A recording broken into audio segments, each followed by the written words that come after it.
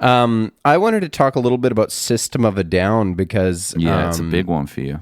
You were thought of because it took me back, this Rick Rubin stuff, because this is a really interesting take, I think, because I had a lot of heavy I had people in high school that had like systems in their car. Nice. You know what I mean? Yeah, when you had that sounds like an island thing because you're using your car a lot. I didn't have a nice car. I had my parents' Subaru station wagon, but I had friends. That is a nice car. It was station Legacy. wagon? Legacy. It Forester? wasn't like no. It was a Subaru Legacy. Okay, I don't know. It was a fine car. Like, I'm not complaining, but we had one car. Yeah. And I had friends who had like their own SUV and stuff. SUVs. You know what I mean? Yeah, like in Victoria, there was a lot of rich people.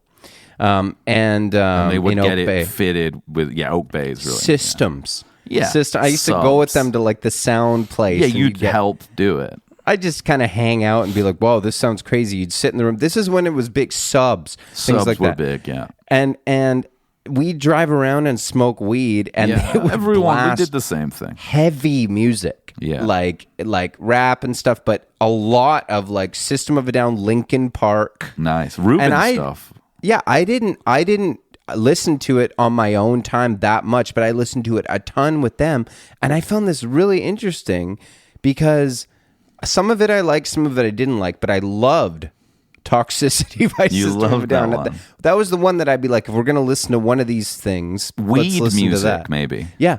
And I'm realizing that I think I just like Rick Rubin's production. He has a way of making music super accessible, universal, listenable to people. Because I also love Rain and Blood by Slayer, and I didn't know he produced that until last night. Yeah. But that's definitely like, we used to play that and I was like, this sounds cool. Like, you know, and I had no idea he produced that. That was his famous pivot, was like out of, the fact that they were on Def Jam was kind of.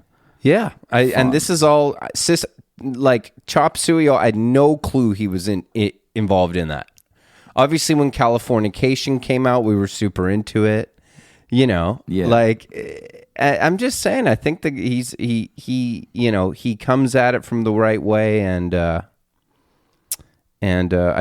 think there's some. No, obviously not everything. Those guys are players. You know, System of a Down. Those guys are major players. Players sing. That guy's got pipes. You know what I mean? We used to listen to him. Yeah, we used to listen to him singing and be like, hi, and be like, oh, dude, listen to his singing. Yeah. You know. Infected clown music. Oh, my God. Fully Toxicity. Yeah. It's as infected as it gets, you know. Political. Yeah. Political. Armenian. LA.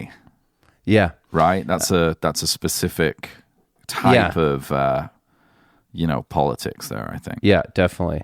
That I don't understand what's going on. There was a lot of lyrics about it. There's a genocide spoken about a lot on the album. Yeah. It's a genocide that isn't acknowledged maybe by like Azerbaijan. Yeah, something like that. What's going on there? Yeah. No one knows what goes on in that part of Europe. No. Just in general. It's very confusing in the Balkans and then further east. My dad probably knows because he's really into that kind of stuff. Geopolitics. Yeah, he'll tell you all about, the conflict. Get him on the pod. Turkey's been involved in, and, Yeah. Get him on the pod. Oh, buddy. I don't think so. I'll tell you who we are going to get on the pod, though. Yeah. This is big.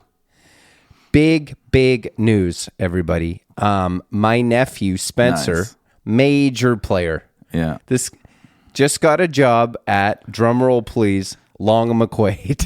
Yeah, and I just he's a young guy, so it's not like, it's okay. Yeah, it's not like the end.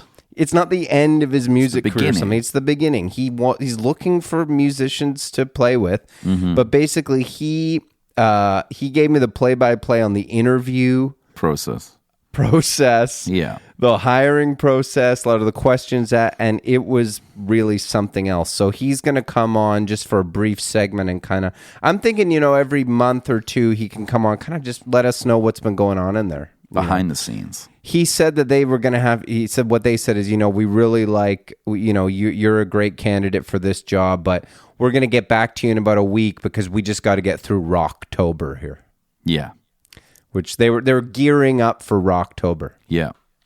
But he's got the job now. He's working in rentals. I might head down there.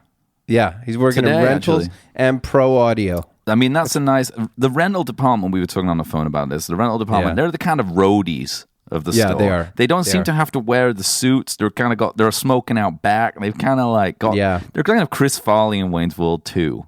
Yeah, they are, and they're kind of like outliers, or like goaltenders, or like, drummers. It's a weird person to end up in the rental department. Definitely, yeah. So Spencer, I hope he does okay, because, he's a good guy. But I imagine there's a bit of hazing that goes on in there. I would think so. I would definitely think so, yeah. But in the rental department. Pro audio is more of a librarian type. It is, yeah. You kind of nerd, bookish. Quiet. It's always very quiet in there. It is, yeah. And because you want to hear if anybody's twiddling the knobs or dropping something. You're dealing with pro audio, and you've got to protect your ears. They're your money makers. How are you going to tell the difference between a set of Adam A7Xs and the equivalent price point Neumann speakers if your ears, you've got to, first of all, you've got to be prepared at any point to listen to the Nightfly. Yeah, definitely. The gold standard, Higher Love, things like, Sting. Steve Winwood, Steve Winwood. And, Fields of Gold. Fields of Gold. Gaucho, I spoke to my dad obviously. yesterday about Fields of Gold. Because I remember you were that conceived to it? Or? No. Oh, it's later. Yeah. It's a lot later, yeah. But I asked him, I said, do you remember, I remember you playing it around the house. Do you think that was the moment in which you kind of became an adult as opposed to a young person with hopes and dreams and aspirations? That was the moment you settled. And I was texting him, I talked to him on the phone about it, and he was like, I don't remember ever playing that record in the house. I was like, you played it all the time? He's like, I don't remember owning it. And then he texted me back about 5 minutes later, just looked up the track listing. I think you might be right. I've got these acoustic research speakers back here that I haven't really fully. Okay. I haven't sat here. I need to throw on all of the. I'm going to listen to the Nightfly, Fields of Gold, everything. Higher Love. I'm going to throw on Higher Love after this. I have the LP. You should. Yeah. You should throw it on. And I will. I love it. See where it's at. But you want to be doing that test with a CD.